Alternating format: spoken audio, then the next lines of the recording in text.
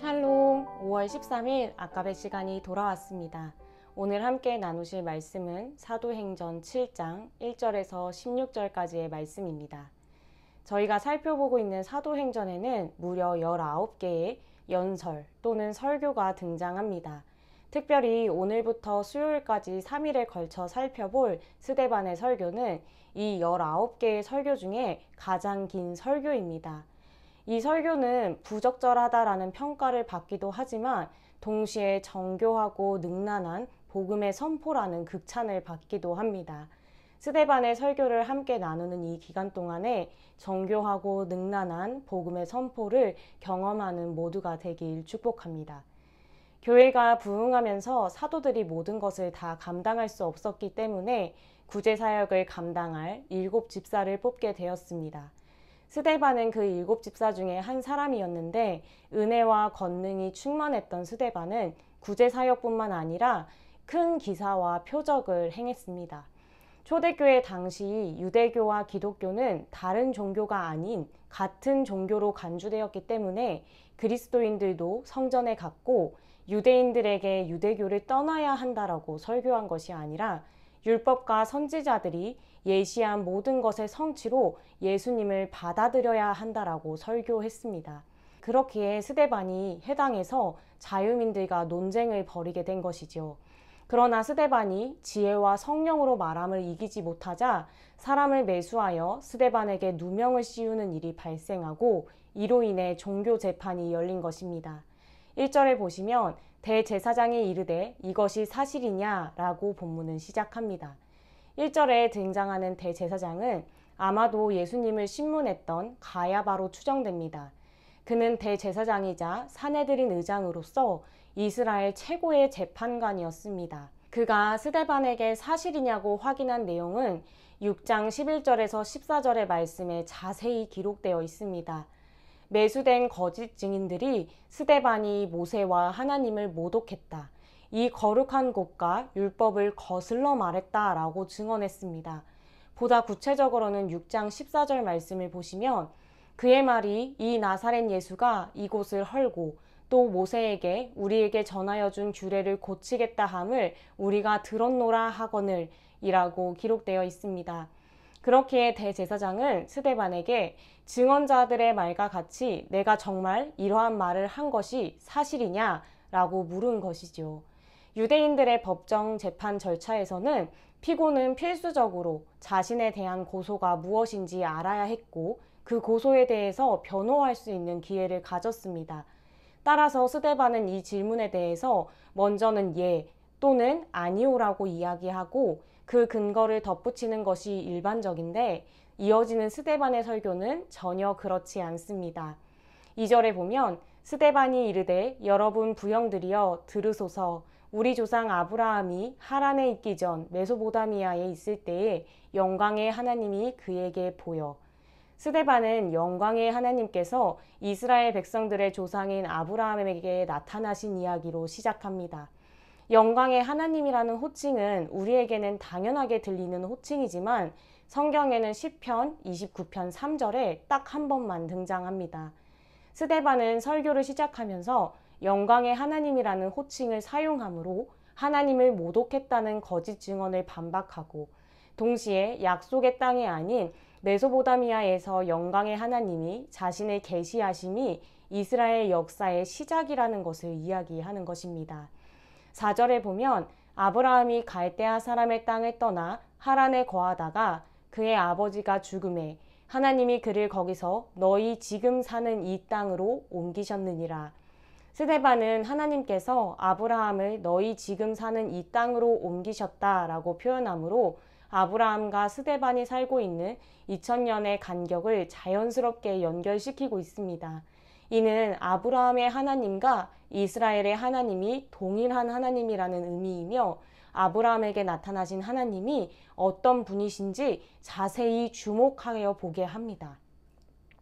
5절을 보시면 그러나 여기서 발 붙일 만한 땅도 유업도 주지 아니하시고 다만 이 땅을 아직 자식도 없는 그와 그의 후손에게 소유로 주신다고 약속하셨으며 하나님께서는 아브라함의 거처를 옮기셨지만 정작 아브라함은 그 안에서 발을 붙일 만한 유산을 받지는 못했습니다. 후손들에게 이 땅을 소유로 주시겠다고 약속하셨으나 이 약속 또한 바로 이뤄질 수 없는 것이었습니다. 그들의 후손이 400년 동안 다른 나라에서 종살이를 하며 괴롭힘을 당해야 했기 때문입니다. 그들의 삶은 애굽에서의 괴로운 삶이지만 영광의 하나님께서는 그들을 버리거나 잊지 않으시고 7절 말씀에 보시면 또 이르시되 종 삼는 나라를 내가 심판하리니 그 후에 그들이 나와서 이곳에서 나를 섬기리라 하시고 와 같이 약속의 땅에서 하나님을 예배하는 삶으로 구원해 내셨습니다. 8절에 할례의 언약을 아브라함에게 주셨더니 그가 이삭을 낳아 여드렛 만에 할례를 행하고 이삭이 야곱을 야곱이 우리 12조상을 낳으니라. 하나님께서는 할례를 언약의 증표로 주셨습니다. 할례는 선미님을 나타내는 외적인 표시임과 동시에 하나님께서 아브라함과 그의 후손에게 복 주시겠다는 약속을 주셨다는 것을 알리고 보증하기 위한 증거였습니다. 동시에 하나님의 약속을 믿고 의지한다라는 믿음의 고백이기도 했습니다. 그렇기에 아브라함에서 이삭, 이삭에서 야곱, 야곱에서 12아들까지 대를 이어 전달되었던 것이지요. 이를 통해 알 수 있는 것은 하나님의 일하심에는 거룩한 장소가 먼저가 아니라 거룩한 백성이 먼저라는 것입니다. 거룩한 장소, 즉 성전이 있기에 이스라엘 백성들이 거룩해진 것이 아니라 성전이 생기기 훨씬 전부터 하나님께서 거룩하게 구별하여 부르신 주권적인 은혜로 말미암아 이스라엘 백성들이 거룩한 백성이 되었고 하나님과 동행했다라는 것이죠. 스데반은 아브라함을 이어 요셉의 이야기를 합니다. 요셉에 대해 다루는 9절에서 16절까지 총 7구절에 애굽이라는 단어가 6번이나 반복됩니다.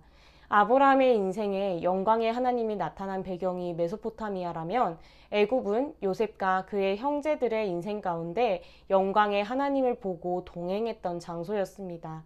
요셉의 간은 다음과 같이 시작하는데요. 9절을 보시면 여러 조상이 요셉을 시기하여 애굽을 팔았더니 하나님이 그와 함께 계셔. 요셉의 형제들이 요셉을 시기하여 애굽에 판 것은 이스라엘이 예수님을 알아보지 못하고 죽인 사실을 암시하기도 합니다. 형제들에게 시기를 받아 애굽에 팔렸던 요셉이지만 하나님께서 요셉과 함께 계셨고 모든 환난에서 요셉을 선택하여 구원하셨고 그를 통치자로 세우셨습니다. 11절에 그때 애굽과 가나안 온 땅에 흉년이 들어 큰 환난이 있을세 우리 조상들의 양식이 없는지라. 하나님은 요셉을 구원하셨을 뿐만 아니라 흉년으로 인한 굶주림 속에서 요셉의 모든 가족들을 구원하셨습니다. 요셉뿐만 아니라 그의 가족들과도 함께 하셨던 것입니다. 영광의 하나님이 동행하시고 함께 하셨기에 하나님의 신실하심으로 인해 팔려온 고난의 자리가 온 가족을 구원할 자리, 언약 성취의 자리가 된 것입니다. 14절에 그의 아버지 야곱과 온 친족 75사람을 청하였더니에 75에 대한 논쟁거리가 있습니다. 애굽으로 이주하는 야곱의 가족에 대해서 기록하고 있는 창세기 46장 27절과 출애굽기 1장 5절에서는 70명이라고 기록하고 있기 때문입니다.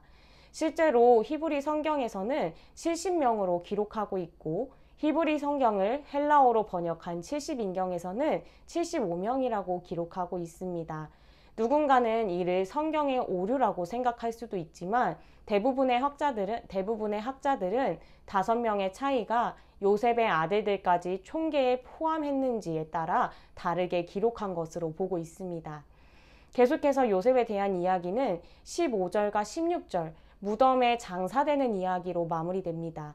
15절과 16절을 보시면 야곱이 애굽으로 내려가 자기와 우리 조상들이 거기서 죽고 세겜으로 옮겨져 아브라함이 세겜 하몰의 자손에게서 은으로 값주고 산 무덤에 장사되니라. 하나님의 말씀처럼 이스라엘이 애굽에서 400년 동안 머물러야 했기에 야곱과 그의 아들들은 애굽에서 생을 마무리해야 했습니다. 그러나 그 누구도 애굽 땅에 묻히지 않았고 하나님이 그 후손에게 주시겠다고 약속하신 땅에 묻혔습니다. 아브라함과 이삭의 무덤, 그리고 애굽 땅에서 죽은 야곱과 그의 아들들의 무덤에 모두 약속의 땅에 있었다라는 사실은 그들이 애굽에서 죽었으나 믿음 가운데서 죽었다라는 것을 의미하는 것이지요. 스데반의 설교 가운데 아브라함에서 요셉까지 각 개인의 삶을 살펴보면 아브라함은 약속을 받았으나 그의 때에 아무것도 이루어지지 않았습니다. 아브라함의 언약을 알았던 이삭과 야곱의 때에도 약속은 이루어지지 않았고 요셉의 인생은 환난과 고난으로 가득한 것처럼 보입니다. 어찌 보면 하나님의 언약이 실패한 것처럼 보이기도 하지요. 그러나 스데반의 설교를 따라 조명해 보니 영광의 하나님께서 신실하심으로 아브라함을 향한 이스라엘을 향한 언약을 이루어 오셨음을 알 수 있습니다. 뿐만 아니라 믿음의 조상들은 다 이해할 수도 없고 때로는 하나님의 언약이 실패한 것과 같은 상황 속에서 영광의 하나님을 향한 믿음과 신뢰를 보였음을 보게 됩니다. 동시에 이스라엘 역사 속에서 하나님의 임재는 특정한 땅, 특정한 건물에 제한되지 않음을 보게 됩니다. 하나님께서 아브라함에게 나타나신 곳은 메소포타미아였으며 하나님께서 요셉과 함께 하신 곳은 애굽이었습니다. 야곱이 묻혀 죽은 땅은 이스라엘 성전이 세워진 헤브론이 아니라 세겜, 즉 사마리아에 있는 땅이었기 때문입니다. 아브라함의 삶 가운데 나타나신 영광의 하나님이 오늘 그 예수 그리스도를 통해 여전히 우리와 함께 계심을 기억하시길 바랍니다. 영광의 하나님이 오늘도 나와 함께 하시기에 내가 서 있는 바로 이곳이 거룩한 곳이며 하나님의 신실하심으로 언약이 이루어지고 있는 역사적인 시간임을 꼭 기억하시길 소망합니다. 더 나아가 신실하신 영광의 하나님께 믿음의 조상들이 믿음으로 반응했던 것처럼 믿음으로 동행하는 오늘 하루, 그리고 우리 모두가 되길 진심으로 소망합니다. 함께 기도하도록 하겠습니다. 하나님 아버지, 오늘도 우리에게 일용할 양식을, 일용할 말씀을 주시니 감사드립니다. 이스라엘 역사 가운데 나타나셨던 영광의 하나님이 신실하게 나의 삶 가운데 여전히 나타나시고 동행하심을 기억하게 하여 주시옵소서. 영광의 하나님의 부르심 앞에 믿음으로 반응하는 나의 오늘 하루, 나의 삶이 될 수 있도록 주님 은혜를 더하여 주시옵소서. 모든 것 주님께 맡겨드리며 살아계신 예수님의 이름으로 기도드립니다. 아멘. 오늘 하루도 신실하신 영광의 하나님과 동행하시는 하루 되길 소망합니다. 내일 아까베 시간에 뵙겠습니다.